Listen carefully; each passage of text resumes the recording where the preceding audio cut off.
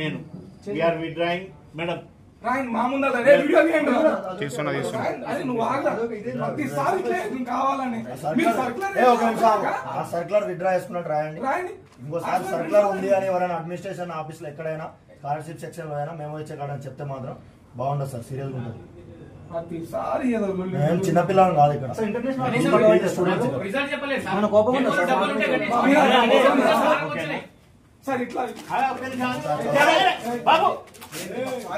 ఎట్లా ఇస్తావు నువ్వు సరుకులు? సారీ చెప్పు ఎస్సీలకి చెప్పు. నువ్వు మమ్మల్ని ఎట్లా కించపరుస్తావు? ఎట్లా ఆపుతావు? నువ్వు సారీ చెప్పాల్సిందే. సారీ చెప్పాల్సిందే. ఎట్లా కించపరుస్తావు?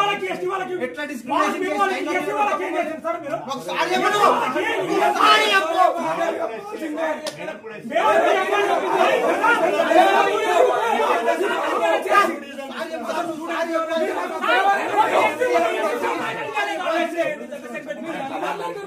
మేడం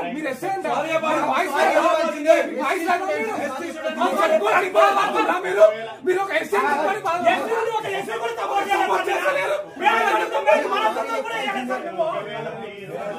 దెబ్బతింటే I'm withdrawing the circular. I'm sorry. 300 మంది స్పష్టంగా వాళ్ళు చెప్తున్నారు ఎస్సీలో ఆపండి.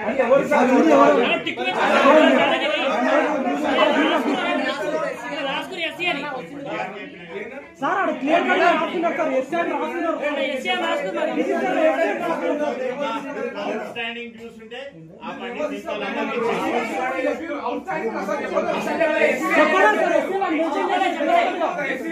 అసలు మీరు రిజైన్ చేయండి, మీరు మాకు అవసరం లేదు.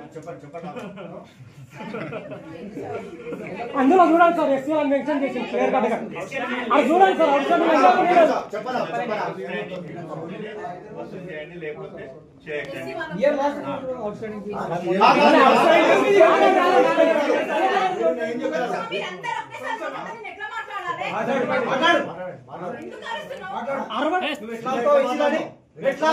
క్లియర్ కట్ గా మెన్షన్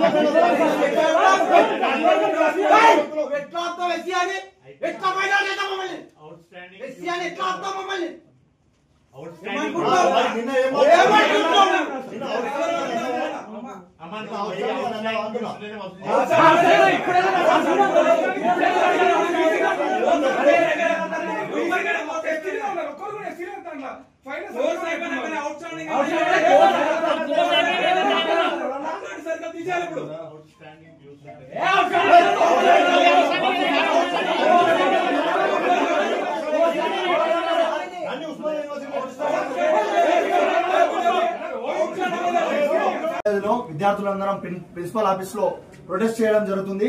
ప్రత్యేకంగా ఉస్మానియా యూనివర్సిటీ పరిధిలో ఏ కాలేజ్ వాళ్లకు ఉస్మానియా యూనివర్సిటీ మెయిన్ క్యాంపస్ లో కూడా ఇలాంటి సర్కులర్ ఇవ్వలేదు.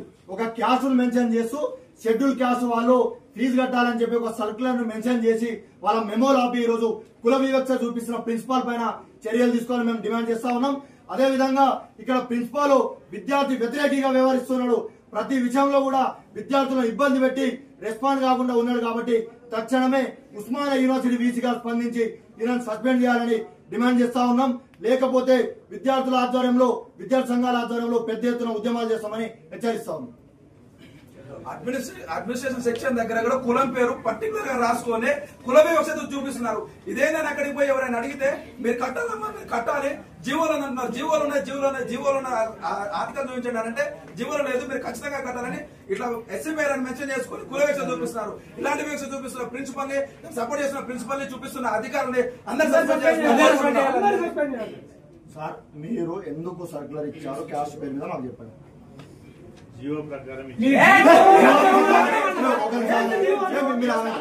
జీవో ప్రకారం ఉస్మానియా యూనివర్సిటీ ఇవ్వలేదు, వేరే ఏ కాలేజ్ ఇవ్వలేదు, తెలంగాణ స్టేట్ లో ఏ యూనివర్సిటీ వాళ్ళు ఇవ్వలేదు.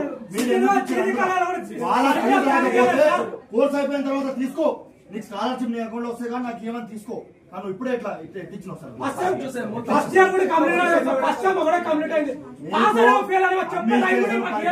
చేయడానికి చేత కాదంటే రిజైన్ చేసి వెళ్ళిపోండి. మీరు అన్ఫిట్, ప్రిన్సిపాల్ పోస్ట్ మీరు అన్ఫిట్, మీతో కాదు, మీరు రిజైన్ చేసి